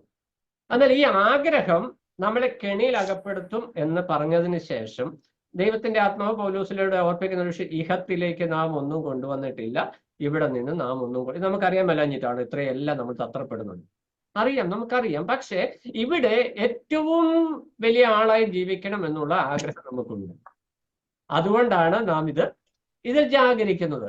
സമ്പത്ത് ഉണ്ടാക്കുന്നത് തെറ്റല്ല. പക്ഷെ അതിന് ഏത് പരിധി വരെ പോകാം എന്നത് സംബന്ധിച്ച ഒരു ദൈവ പൈതലിന് വ്യക്തമായ ബോധ്യം ദൈവത്തിന്റെ ആത്മാവ്. ക്രമക്കേടുകൾ, അതിലൂടെ സമ്പാദിക്കുന്ന ആ പണം ഒരിക്കലും സ്ഥായിയെ നിൽക്കില്ല. അതാണ് ഇവിടെ പറഞ്ഞു വരുന്നത്. ഈ ഭൂമിയിലേക്ക് വന്നപ്പോൾ നാം ഒന്നും കൊണ്ടുവന്നില്ല, ഇവിടെ നിന്ന് യാതൊന്നും കൊണ്ടുപോകാൻ കഴിയുന്നു, അല്ല സമ്പാദിച്ചൊക്കെ ഇവിടെ ഇട്ടിട്ട്, എത്ര കോടീശ്വരനായാലും ഇവിടെ ഇട്ടിട്ട് പോയേ പറ്റൂ, മക്കൾക്ക് അത് സമ്പാദിക്കാം. പക്ഷെ നമ്മൾ സമ്പാദിക്കുന്നത് വരുമ്പോൾ പലപ്പോഴും മക്കൾ എന്ത് ചെയ്യും? ഈ ഒത്തിരി പണം സമ്പാദിച്ചവരുടെ ഒക്കെ ജീവിതം നമ്മളൊന്ന് പരിശോധിച്ചറിയാം. അവര് തലമുറകൾക്ക് വേണ്ടി, 10 തലമുറകൾക്ക് വേണ്ടിയൊക്കെ സമ്പാദിച്ച ആളുകളുണ്ട്. അവരുടെ ഊണുറക്കം കഴിഞ്ഞ് 24 മണിക്കൂറും ജോലി ചെയ്ത് പണം സമ്പാദിച്ച അനേക ആളുകളുണ്ട്. അത് സെക്കുലർ ലോകത്തും ഉണ്ട്, സ്പിരിച്വൽ ലോകത്തും ഉണ്ട്. അവരുടെ തലമുറകൾക്ക് വേണ്ടിയാണ് അവർ സ്വരുക്കൂട്ടിയത്. എന്നാൽ തലമുറകൾ വരുമ്പോൾ ദൈവത്തെ മറന്ന് ദൈവനിഷേധികളായി ഈ പിതാവ് കാത്തുവെച്ചിരുന്ന ആ സാക്ഷ്യത്തിന് എന്നേക്കൊരു അപമാനമായി തീരുന്ന അനേക കാഴ്ചകൾ നമുക്ക് കാണുവാനായിട്ട് കഴിയും. അതൊരു ഭയനിർദ്ദേശമായിട്ട് ദൈവത്തിന്റെ ആത്മാവ് തരികയാണ്. ദ്രവ്യം സമ്പാദിക്കുവാനായിട്ട് മനസ്സ് വെക്കാം. പണം ആവശ്യമാണ്, പക്ഷെ താഴെ ഉണ്മാനും ഉടുക്കാനും ഉണ്ടെങ്കിൽ മതി എന്ന് വിചാരിക്കുക. ഈ ഉണ്മാനും ഉടുക്കാനും ഉണ്ടെങ്കിൽ മാത്രം മതിയോ? അപ്പൊ ഓരോരുത്തരും ഉണ്ണുന്നതിനും ഉടുക്കുന്നതിനും ഒക്കെ ലെവൽ വ്യത്യാസമുണ്ട്. ഇപ്പം ഞാൻ ഉണ്ണുന്നതും ഉടുക്കുന്നതും പോലെ അംബാനി അദാനി ഉണ്ണും ഉടുക്കുകയും ചെയ്തത്. അത് അവര് ഉടുക്കുന്ന വസ്ത്രങ്ങൾക്ക് എനിക്കൊരു 150 രൂപയുടെ ഷർട്ട് മതിയാകും, അവർക്ക് 1500, 10,000, 1,00,000 രൂപ ഷർട്ട് വേണ്ടി വരും. അത് അവരുടെ നിലവാരത്തിനനുസരിച്ച് അവർ മേടിക്കുന്നു. ഇവിടെ എന്താണ് ഉദ്ദേശിക്കുന്നത്? ഒരു വിശ്വാസിക്ക് യോഗ്യമായത് മതിയായത് എന്ത് എന്നത് സംബന്ധിച്ച് ദൈവം അവന്റെ ഹൃദയത്തിൽ വ്യക്തമായി ഉൾക്കാഴ്ച കൊടുക്കും. യോഗ്യമായി മാന്യമായി ഒരു വിശ്വാസി ഒരു നേരം മാത്രം ആഹാരം കഴിച്ച് ഒറ്റ ഷർട്ടും ഒരു പാൻറ്റും മാത്രം ഇട്ട് നടക്കണമെന്നല്ല ഇതിന്റെ ആശയം. ഉണ്മാനും ഉടുക്കാനും ഉണ്ട് എന്ന് മതി എന്ന് വെപ്പിന് പറഞ്ഞാൽ ഒരു വിശ്വാസിക്ക് യോഗ്യമായത് ആവശ്യമായത് എത്രത്തോളം എന്നത് സംബന്ധിച്ച് ആ വിശ്വാസിയുടെ ദൈവാശ്രയത്തിലും ദൈവഭക്തിയിലും ഡിപ്പെൻഡ് ആയിട്ട് ആ വ്യക്തിക്ക് നന്നായിട്ട് അറിയും. അത് യോഗ്യമായി ചെയ്യണമെന്ന ദൈവത്തിന്റെ ആത്മാവ് ഓർപ്പിക്കുന്നത്. അങ്ങനെ താഴോട്ട് വായിക്കുമ്പോൾ പിന്നെ നമ്മൾ വായിക്കും ധനവാൻ അതിന്റെ 10-ാം വാക്യത്തിലേക്ക് വരുമ്പോൾ ദ്രവ്യാഗ്രഹം സകലവിധ ദോഷത്തിനും മൂലമല്ല. ഇവിടെ പണം നമ്മൾ ഉണ്ടാക്കുമ്പോൾ അത് വിനിയോഗിക്കുന്ന വിഷയത്തിൽ നമ്മുടെ മനോഭാവം, ഇത് ക്രിസ്ത്യ ജീവിതത്തിലെ പെരുമാറ്റച്ചട്ടമാണ് എന്ന് ഞാൻ മുന്നമേ ഓർപ്പിച്ചല്ലോ. അത് നമ്മൾ സഭയിൽ വ്യക്തികൾ തമ്മിൽ ഇടപെടുമ്പോഴും നമ്മൾ ഭൂമിയിൽ ജീവിക്കുമ്പോഴും നമുക്ക് ദൈവം വെച്ചിരിക്കുന്ന ഒരു പെരുമാറ്റച്ചട്ടമാണ് ഈ അധ്യായങ്ങളിൽ നാം ശ്രദ്ധിച്ചുകൊണ്ടിരിക്കുന്നത്. അപ്പോൾ ഈ പെരുമാറ്റച്ചട്ടങ്ങളിൽ പണം സംബന്ധിച്ചുള്ള വിഷയങ്ങളിൽ ദൈവാത്മാവിന്റെ പ്രബോധനം എന്ന് പറയുന്നത് ദ്രവ്യത്തിന്റെ പിന്നാലെ പോയാൽ അത് ദൈവനാമത്തിന് അപമാനമായി തീരും എന്നുള്ള ഒരു വിഷയം നമ്മൾ ശ്രദ്ധിക്കാനായിട്ട് ആവശ്യമുണ്ട്. നമ്മൾ ദ്രവ്യാഗ്രഹം സകലവിധ ദോഷത്തിനും കാരണം നമ്മൾ വായിക്കുന്നുണ്ട്. നമ്മൾ യാക്കോബിന്റെ ലേഖനം 4:4 വരുമ്പോൾ ലോകത്തോടുള്ള സ്നേഹം ദൈവത്തോട് ശത്രുത്വം ആകുന്നു നമ്മൾ വായിക്കുന്നുണ്ട്. ഈ ലോകത്തിൽ ജീവിക്കുന്നതും ലോകത്തിൽ ജോലി ചെയ്യുന്നതും ലോകത്തെ സ്നേഹിക്കുന്നതും ടോട്ടലി ഡിഫറെന്റ് ആണ്. ലോകത്തിലൊരു വിശ്വാസി ജീവിക്കണം, അവൻ ഈ ലോകം വിട്ടുപോയി ചന്ദ്രനൊന്നുമല്ല അവൻ ജീവിക്കണം, അവൻ ഈ ലോകത്തിൽ തന്നെയാണ് ജീവിക്കുന്നത്. പക്ഷെ ആ ലോകത്തിൽ ജീവിക്കുമ്പോൾ അവന്റെ അറ്റാച്ച്മെന്റ്, അവന്റെ ഹൃദയം എങ്ങോട്ടാണ് പറ്റിച്ചേർന്നിരിക്കുന്നത് എന്നതാണ് ഇവിടെ ജീവിക്കുക ലോകസ്നേഹം എന്ന് പറയുന്നത്. ഈ ലോകത്തോട് പറ്റിച്ചേർന്ന ഒരു ഹൃദയം ദൈവത്തോട് ശത്രുത്വമാണ്. എത്രയോ ഉദാഹരണം നമുക്ക് വചനത്തിൽ കാണുവാനായിട്ട്. ഏറ്റവും നല്ല ഉദാഹരണം ലോത്ത്. ഭൂമിയിലെ സമൃദ്ധിയെ തേടി നടന്ന ലോത്ത് അവൻ ദൈവഭക്തനായിരുന്നു. അവന്റെ ഉള്ളിൽ ദൈവഭക്തി ഉണ്ടായിരുന്നു, ദൈവബോധം ഉണ്ടായിരുന്നു, ദൈവാശ്രയം ഉണ്ടായിരുന്നു. പക്ഷെ അവന്റെ ഹൃദയം ലോകത്തോട് പറ്റിയിരുന്നത് കൊണ്ട് അവൻ അവന്റെ കുടുംബത്തിന് നാശം വരുത്തി വെച്ചു. അതുകൊണ്ട് എബ്രായത്തിൽ വരുമ്പോൾ, പുതിയ നിയമത്തിൽ വരുമ്പോൾ അവിടെ നമ്മൾ വായിക്കുന്ന അവൻ വലഞ്ഞുപോയ നീതിമാൻ. നീതിമാനാണ്, പക്ഷെ എന്ത് ചെയ്തു? വലഞ്ഞുപോയി. ഇന്ന് പലരുടെ അവസ്ഥ എങ്ങനെയാണ്? നമ്മുടെ അവസ്ഥ എങ്ങനെയാണെന്ന് നാം വ്യക്തിപരമായിട്ട് ശോധന ചെയ്യേണ്ടത് ആവശ്യം. ലോകത്തോട് ഒരു പരിധിയിൽ കൂടുതൽ ഇവിടെ സ്വരൂപിക്കുവാനായിട്ട്, ഇവിടെ ശ്രദ്ധിക്കുവാനായിട്ട് നമ്മൾ സമയം ചെലവിടുമ്പോൾ കർത്താവിനെ കുറിച്ചുള്ള ശ്രദ്ധ നമുക്ക് അന്യം വരും. എന്ന് പറഞ്ഞാൽ പണം സമ്പാദിക്കുവാനായിട്ട്, സ്ഥാനമാനങ്ങൾ ഈ ഭൂമിയിൽ നേടുവാനായിട്ട്, ബഹുമാനം നേടുവാനായിട്ട്, ഈ ഭൂമിയിലെ ആദരവ് നേടുവാനായിട്ട് നാം ശ്രമിക്കുമ്പോൾ പ്രാർത്ഥനയ്ക്കുള്ള അവസരം കുറയും, വചന പഠനത്തിലുള്ള അവസരം കുറയും, വചനം ധ്യാനിക്കുവാനുള്ള അവസരം കുറയും, ആരാധനയ്ക്കുള്ള അവസരങ്ങൾ കുറയും.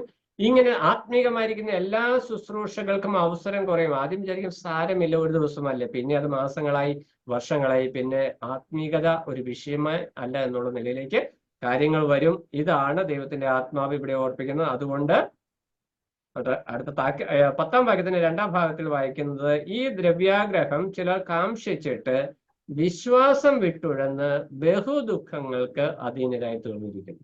അപ്പോൾ ഈ ലോകത്തിൽ ദ്രവ്യം സമ്പാദിക്കുവാനായിട്ട് ശ്രദ്ധ വെച്ചതിന്റെ അൾട്ടിമേറ്റ് റിസൾട്ട്, ആത്യന്തികമായ ഫലം എന്ന് പറയുന്നത് അവന്റെ വിശ്വാസം നഷ്ടപ്പെട്ടു. എന്നിട്ട് നഷ്ടപ്പെട്ടു എന്ന് മാത്രമല്ല പറയുന്നത്, വിശ്വാസം വിട്ട് ഉഴന്നു. നമ്മുടെ മുടിയൻപുത്രന്റെ ആ കഥ വായിച്ചാൽ അറിയണം. അവൻ വീട്ടിൽ നിന്ന് അവൻ പോയതിനു ശേഷം അവന്റെ ജീവിതത്തിൽ ശരിക്കൊരു ഉഴൽച്ച സംഭവിക്കുക എന്ന് പറഞ്ഞാൽ ഒരു ഗതിയും പരഗതിയും ഇല്ലാത്തൊരവസ്ഥ. എല്ലാം ഉള്ള വീട്ടിൽ നിന്ന് അവൻ ഇറങ്ങിപ്പോയി. ഇവിടെ എന്താ സംഭവിച്ചിരിക്കുന്നത്? ഇവന്റെ എല്ലാം ഉണ്ട്, ഇഷ്ടംപോലെ സമ്പത്ത് ഇവൻ സ്വരൂപിച്ചിട്ടുണ്ട്. പക്ഷെ ഇവന് വേണ്ടത് നഷ്ടപ്പെട്ടു. എന്ത്? വിശ്വാസം. വിശ്വാസം എന്ന് പറഞ്ഞാൽ യേശുക്രിസ്തു വിശ്വസിക്കുന്നു എന്നുള്ളതല്ല, ദൈവത്തിലുള്ള അവന്റെ ആശ്രയം തന്നെ അവന് നഷ്ടമായി.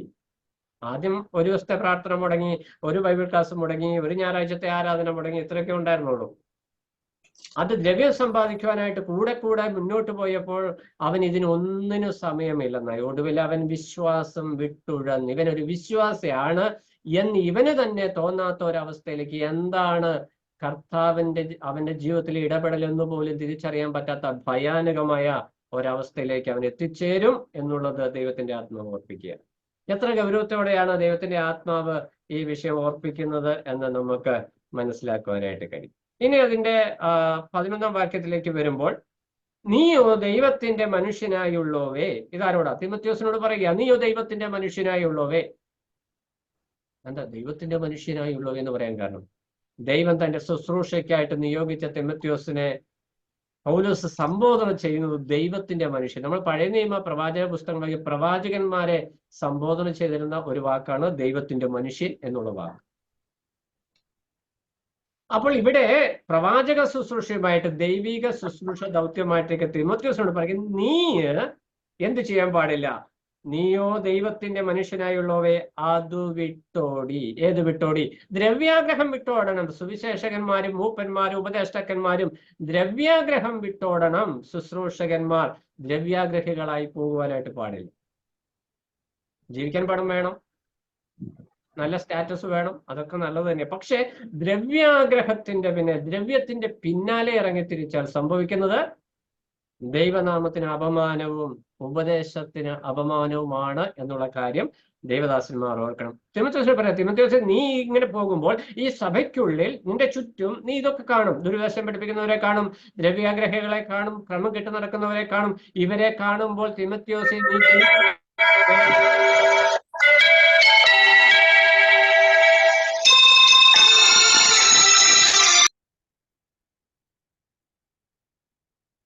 ദൈവത്തിന്റെ മനുഷ്യൻ ആയുള്ള തിമോഥെയോസെ, നീ ഇതിന്റെ പിന്നാലെ പോകരുത്. ഇന്ന് തിമോഥെയോസിന് മാത്രമുള്ള ഒരു പ്രബോധനം, സുവിശേഷന്മാർക്ക് മൂപ്പന്മാർക്ക് മാത്രമുള്ള ഒരു പ്രബോധനമാണോ? അല്ല. നമ്മളെല്ലാവരും ദൈവത്തിന്റെ മനുഷ്യർ. പുതിയ നിയമസഭയിലെ വിശ്വാസികൾ എല്ലാവരും ദൈവത്തിന്റെ മനുഷ്യരാണ്. അതുകൊണ്ട് ഇത് വിട്ടോടി നീതി, ഭക്തി, വിശ്വാസം, സ്നേഹം, ക്ഷമ, സൗമ്യത എന്നിവ പിന്തുടരുക. അപ്പോൾ വിട്ടുപോകേണ്ട ചില കാര്യങ്ങൾ നമുക്കുണ്ട്. ദ്രവ്യാഗ്രഹത്തിന്റെ വഴികളെ നാം വിട്ടുപോകണം, ലോകമോഹത്തെ വിട്ടുപോകണം, ദുരുപദേശങ്ങളെ നാം വിട്ടൊഴിയണം. ഇത് വിട്ടിട്ട് പിന്തുടരേണ്ട ചില കാര്യങ്ങളുണ്ട്. 12-ാം വാക്യം 11-ന്റെ അവസാന ഭാഗം, വിശ്വാസം, സ്നേഹം, ക്ഷമ, സൗമ്യത എന്നിവയെ പിന്തുടരുക. ഇതൊക്കെ ശുശ്രൂഷന്മാർക്ക് ആവശ്യമുള്ള വിഷയം. ക്ഷമിക്കുന്ന മനസ്സും സൗമ്യ മനോഭാവം ഒക്കെ സഭയിലെ എല്ലാ ശുശ്രൂഷന്മാർക്കും ആവശ്യമാണ്, വിശ്വാസികൾക്കും ആവശ്യമാണ്. ഇനി നമ്മൾ അതിന്റെ താഴോട്ട് വരുമ്പോൾ, നീ നല്ല പോർ പൊരുതുക. അതിന്റെ നല്ല പോർ പൊരുതുക, നിത്യജീവനെ പിടിച്ചുകൊള്ളുക. നീ അതിനായി വിളിക്കപ്പെട്ട അനേകം സാക്ഷികളുടെ മുമ്പാകെ നല്ല സ്വീകാര്യം കഴിച്ചല്ലോ. തിമോഥെയോസിനെ പൗലോസ് ഇവിടെ തന്റെ ശുശ്രൂഷ നിമിത്തം അഭിസംബോധന ചെയ്യുമെന്ന് മോട്ടിവേറ്റ് ചെയ്യുക. അപ്പോൾ സഭയിൽ നടക്കുന്ന ഈ കുറവുകളെയും പരാധീനതകളെയും ഒക്കെ ഒന്ന് പറഞ്ഞതിന് ശേഷം തിമോഥെയോസിനോട് പറയുന്നത്, തിമോഥെയോസെ, നിന്നിലുള്ള സാക്ഷ്യം, നിന്റെ ശുശ്രൂഷയെക്കുറിച്ചുള്ള സാക്ഷ്യം സഭയിലുള്ള, നീ പോയ സഭയിലെ എല്ലാ സഹോദരന്മാർക്കും സഹോദരിമാർക്കും നിന്നെ കുറിച്ചൊരു സാക്ഷ്യമുണ്ട്, നല്ല സ്വീകാര്യം നീ കഴിച്ചിട്ടുണ്ട്. എന്നിട്ട് എന്ത് ചെയ്യണം? ഇപ്പോൾ നീ ഇത് ചെയ്യുന്നുണ്ട്. ഇനി അടുത്ത വാക്യം, 13-ാം വാക്യമാണ് ഏറ്റവും പ്രധാനം. നീ നിഷ്കളങ്കനും നിരപവാദ്യനുമായി ഈ കൽപ്പന നമ്മുടെ കർത്താവായ യേശുവിന്റെ പ്രത്യക്ഷത വരെ പ്രമാണിച്ചു കൊള്ളണം. കർത്താവ് വരുന്നത് വരെ ഈ ഒരു ടെസ്റ്റ് മണി കാത്തു സൂക്ഷിക്കണം. അത് ഒരു വ്യക്തിപരമായ ഉത്തരവാദിത്വമാണ്. ഇപ്പോൾ അവനൊരു സാക്ഷ്യമുണ്ട്, തിമോഥെയോസിന് ഇപ്പോൾ ഒരു സാക്ഷ്യമുണ്ട്. ഇതുവരെയും ദ്രവ്യാഗ്രഹത്തിന്റെ കെണിയിൽ അകപ്പെട്ടിട്ടില്ല, ദുരുപദേശത്തിന്റെ വശീകരണ ശക്തിയിൽ അകപ്പെട്ടിട്ടില്ല, സാക്ഷ്യക്കേടുകൾ വരുത്തിയിട്ടില്ല, ശുശ്രൂഷയിൽ തെളിഞ്ഞു നിൽക്കുന്നു. ഇതൊക്കെ ഇപ്പോഴുണ്ട്. പൗലോസ് പറയുക, കർത്താവിന്റെ പ്രത്യക്ഷത വരെ നീ ഇത് കാത്തു സൂക്ഷിക്കണം.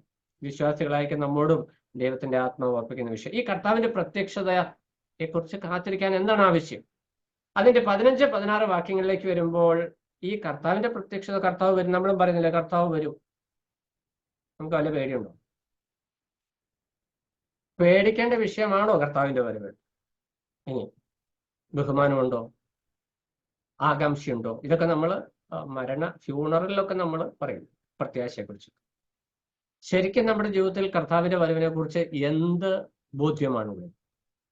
അതെന്തായിരിക്കണമെന്നാണ് നമ്മൾ 11-ാം വാക്യത്തിൽ വായിച്ചത്. നീ കർത്താവിന്റെ പ്രത്യക്ഷത വരെ നീ ഇത് കാത്തു സൂക്ഷിക്കണം, പ്രത്യക്ഷത വരെ കാത്തു സൂക്ഷിക്കണം. ഈ പ്രത്യക്ഷത എങ്ങനെയായിരിക്കും? 15-ാം വാക്യം വായിക്കുന്നത്, ധന്യനായ ഏകാധിപതിയും രാജാതിരാജാവും കർത്താതി കർത്താവും താൻ മാത്രം അമർത്യതയുള്ളവനും അടുത്തുകൂടാത്ത വെളിച്ചത്തിൽ വസിക്കുന്നവനും മനുഷ്യരാരും കാണാത്തവനും കാണാൻ കഴിയാത്തവനുമായവൻ തക്ക സമയത്ത് പ്രത്യക്ഷത വരുത്തും. ഇവിടെ കർത്താവിനെ കുറിച്ച്, കർത്താവിന്റെ പ്രത്യക്ഷതയുടെ ആഡ്ജക്റ്റീവ്സ് ആയിട്ട് ഒത്തിരി കാര്യങ്ങൾ പറയുന്നുണ്ട്. അതൊന്ന് ഇരുത്തി ചിന്തിക്കണം. ധന്യനായ ഏകാധിപതിയായി, രാജാവായി, രാജാതി രാജാവായി കർത്താവ് വരുന്നു. താൻ കർത്താവാണ്, താൻ മാത്രം അമർത്യതയുള്ളവനാണ്, പിന്നെ ആർക്കും അടുത്തുകൂടാത്ത വെളിച്ചത്തിൽ വസിക്കുന്നു. അപ്പൊ നമ്മുടെ കർത്താവിന്റെ പ്രത്യക്ഷതയെ കുറിച്ച് ചിന്തിക്കുമ്പോൾ കർത്താവിന്റെ മഹത്വ പ്രത്യക്ഷത, കർത്താവിനെ തന്റെ മഹത്വത്തോടെ നമ്മൾ കാണുന്ന ആ പ്രത്യക്ഷത, മഹത്വ പ്രത്യക്ഷതയ്ക്ക് 2 തലം ഉണ്ടെന്നുള്ള കാര്യം നമുക്കറിയാലോ.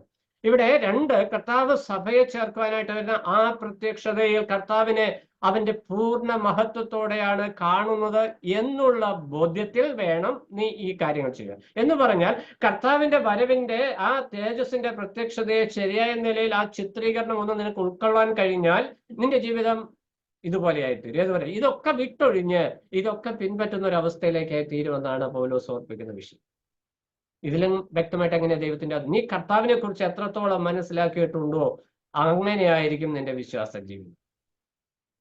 നമ്മുടെ വിശ്വാസ ജീവിതത്തിൽ കർത്താവിനെ കുറിച്ചുള്ള നമ്മുടെ കാഴ്ചപ്പാട് എന്താണ്? നാം പ്രത്യാശയെ കുറിച്ച് സംസാരിക്കും, പക്ഷെ ആ പ്രത്യാശയാണ്. കർത്താവിന്റെ മഹത്വം, കർത്താവിന്റെ ആ തേജസ്സിന്റെ പ്രത്യക്ഷതയുടെ ആ പ്രതാപം, അത് മനസ്സിലാക്കിയ ഒരു പ്രത്യാശ നമുക്കുണ്ട്. ആ തേജോരൂപിയായിരിക്കുന്ന കർത്താവിനെ എതിരേൽക്കുവാനായിട്ടുള്ള ആ ഒരു പ്രിപ്പറേഷൻ, ആ ഒരു ഒരുക്കം.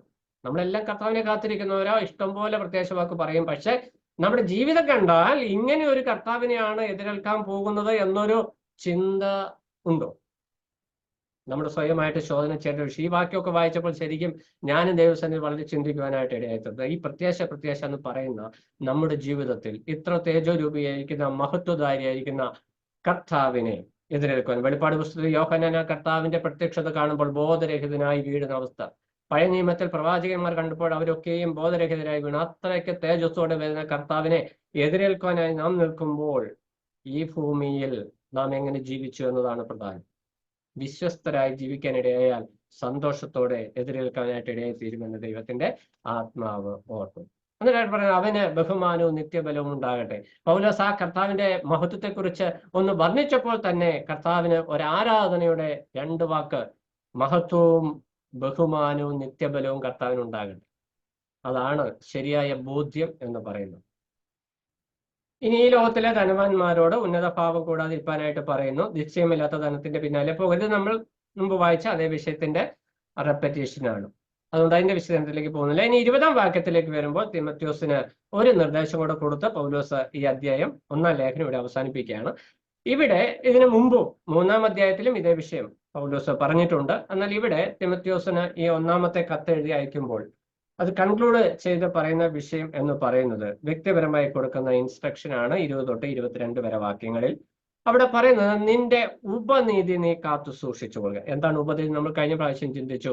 അവനിൽ എൻട്രസ്റ്റ് ചെയ്തിരിക്കുന്ന ദൗത്യം, സഭയ്ക്ക് നല്ല ഒരു ശുശ്രൂഷകനായിരിക്കുക, നല്ല ഒരു സുവിശേഷകനായിരിക്കുക, നല്ലൊരു മൂപ്പനായിരിക്കുക, നല്ലൊരു ഉപദേഷ്ടാവായിരിക്കുക എന്നുള്ള ദൗത്യം തിമത്യോസിനെ ഏൽപ്പിച്ചപ്പോൾ തിമത്യോസിനോട് പൗലോസ് പറഞ്ഞ വിഷയം, നിന്നിൽ നിക്ഷിപ്തമായിരിക്കുന്ന ആ ദൗത്യം നീ വിശ്വസ്തയോടെ കാത്തുകൊള്ളുക. എന്നിട്ട് ജ്ഞാനം എന്ന് പറയുന്നതിന്റെ പിന്നാലെ നീ പോകാതെ ഭക്തിവിരുദ്ധമായിരിക്കുന്ന വൃഥാലാഭങ്ങളെയും തർക്കസൂത്രങ്ങളെയും ഒഴിഞ്ഞ്, ഈ തർക്കങ്ങളുടെയും വിവാദങ്ങളുടെയും പിന്നാലെ പോയാൽ കോൺസെൻട്രേഷൻ നഷ്ടപ്പെടും. നമുക്കറിയാം, ഏത് സംവാദം എടുത്ത് പരിശോധിച്ചാലും ഒരു വിഷയം തുടങ്ങും, സംവാദിച്ച അവസാനം തുടങ്ങിയ വിഷയമായിട്ട് യാതൊരു ബന്ധവുമില്ലാത്ത നേരെ ഓപ്പോസിറ്റ് ആശയത്തിൽ പോകും. അടിസ്ഥാനപരമായിട്ട് ഉറച്ച നിലപാടുള്ള പല വ്യക്തികളും വലിഞ്ഞു പോകാനായിട്ട് ഇടയെത്തിരും. അതുകൊണ്ട് തിമത്യോസിനോട് പറയുകയാണ്, നിന്റെ ഉപനിധി നീ സൂക്ഷിക്കുന്നതിൽ ജാഗ്രത കാണിക്കണം. കൃപാവരങ്ങൾ, ഈ ശുശ്രൂഷ ചെയ്യുവാനായിട്ട് ദൈവം നിന്നെ ഏൽപ്പിച്ചിരിക്കുന്ന കൃപാവരങ്ങൾ നീ സൂക്ഷിക്കണം. ഭക്തിവിരുദ്ധമായിരിക്കുന്ന വിഷയങ്ങളെ നീ ഒഴിഞ്ഞു നിൽക്കണം. തർക്കസൂത്രങ്ങളെ ഒഴിഞ്ഞു നിൽക്കണം. ഈ തർക്കസൂത്രങ്ങൾ അതിന്റെ പിന്നാലെ പോയാൽ എന്ത് സംഭവിക്കും? 22-ാം വാക്യം 21-ാം വാക്യം, ആ ജ്ഞാനം ചിലർ സ്വീകരിച്ച് വിശ്വാസം വിട്ട് തെറ്റിപ്പോയിരിക്കും. ഇതിലും വ്യക്തമായിട്ട് എങ്ങനെ ദൈവത്തിന്റെ ആത്മാവ് പറയുക? സംവാദങ്ങളുടെ പിന്നാലെ പോയി വിശ്വാസം നഷ്ടപ്പെട്ട അനേകർ ഇന്ന് നമ്മുടെ മധ്യത്തിലുമുണ്ട്. പൗലോസ് അന്ന് പറയുകയാണ്, ഈ തർക്കസൂത്രങ്ങളുടെ പിന്നാലെ പോകാതെ തൃത്വം സംബന്ധിച്ചും രക്ഷയുടെ പദ്ധതി സംബന്ധിച്ചും ബൈബിളിന്റെ വിശ്വാസ്യത സംബന്ധിച്ചും എന്ന് വേണ്ട യേശുക്രിസ്തുവിന്റെ ദൈവത്വം മുതൽ സകല വിഷയങ്ങളെയും തർക്കസൂത്രങ്ങൾ നമ്മുടെ ആളുകൾ സംവാദത്തിലൂടെ സ്ഥാപിക്കുവാനായിട്ട് ശ്രമിച്ച് ഉള്ളതുകൂടി നഷ്ടപ്പെട്ട് വട്ടം കറങ്ങിപ്പോയിരിക്കുന്ന അനേക സന്ദർഭങ്ങളുണ്ട്. ഇവിടെ തിമത്യോസിനോട് പൗലോസ് പറയുന്ന വിഷയം എന്താണെന്ന് അറിയാം? നീ തർക്കസൂത്രങ്ങളുടെ പിന്നാലെ പോകരുത്, പക്ഷെ നീ ഒന്ന് ചെയ്യണം, നിന്നിൽ നിക്ഷിപ്തമായിരിക്കുന്ന ഉപനിധി നീ കാത്തു സൂക്ഷിക്കണം. നമ്മളിൽ എൻട്രസ്റ്റ് ചെയ്തിരിക്കുന്ന ദൗത്യം, ഒരു വിശ്വാസി എന്നുള്ള നിലയിൽ, ഒരു സുവിശേഷകൻ എന്നുള്ള നിലയിൽ, ഒരു മൂപ്പൻ എന്നുള്ള നിലയിൽ ദൈവം നമ്മളിൽ ഓരോരുത്തരിലും നിക്ഷിപ്തമാക്കിയിരിക്കുന്ന, നിക്ഷേപിച്ചിരിക്കുന്ന ഉപനിധി ഒരു കോട്ടവും വരാതെ അത് ഏറ്റവും വിശ്വസ്തയോടെ കാത്തു സൂക്ഷിക്കുവാനും കൈകാര്യം ചെയ്യുവാനായിട്ടും നമുക്ക് കഴിയണം. അതാണ് തിമത്യോസിന് അതിൽ ജാഗ്രത പാലിക്കണമെന്നാണ് തിമത്യോസിന് പൗലോസ് കൊടുക്കുന്ന നിർദ്ദേശം. പുതിയ നിയമ വിശ്വാസികളായിരിക്കും നമുക്കും ദൈവത്തിന്റെ ആത്മാവ് നൽകുന്ന നിർദ്ദേശം ഇതാണ്. നമുക്ക് ഓരോരുത്തർക്കും ദൈവം തന്നിരിക്കുന്ന ഉപനിധി, സ്ഥാനങ്ങൾ, സ്ഥാനീയ ശുശ്രൂഷകൾ, കൃപാവരങ്ങൾ, ചെറുതും വലുതുമായ ശുശ്രൂഷകൾ, ഇതിലെല്ലാം നമ്മളെ ഏൽപ്പിച്ചിരിക്കുന്ന വിഷയങ്ങളിൽ വിശ്വസ്തരായിരിക്കുവാനായിട്ട് ദൈവം നമ്മളെ കുറിച്ച് ആഗ്രഹിക്കുന്നു. അതിൽ ഇടപെടാതിരുന്നാൽ, അത് സൂക്ഷിക്കാതിരുന്നാൽ എന്ത് സംഭവിക്കും? വിശ്വാസം വിട്ട് തെറ്റിപ്പോകുവാനായിട്ട് ഇടയത്തരും. പിന്മാറ്റക്കാരനായി പോകുന്നല്ല ആശയം. അതതിന്റെ എക്സ്ട്രീമിസമാണ്, പിന്മാറ്റക്കാരനായി പോകുന്നു. ദൈവം നമ്മളെ കുറിച്ച് എന്താണോ ആഗ്രഹിച്ചത് ആ ലക്ഷ്യത്തിലെത്താൻ പറ്റാതെ നമ്മൾ വലഞ്ഞു പോകും. അവിശ്വസ്തരായി തീരുന്ന സാഹചര്യം ഉണ്ടാവും.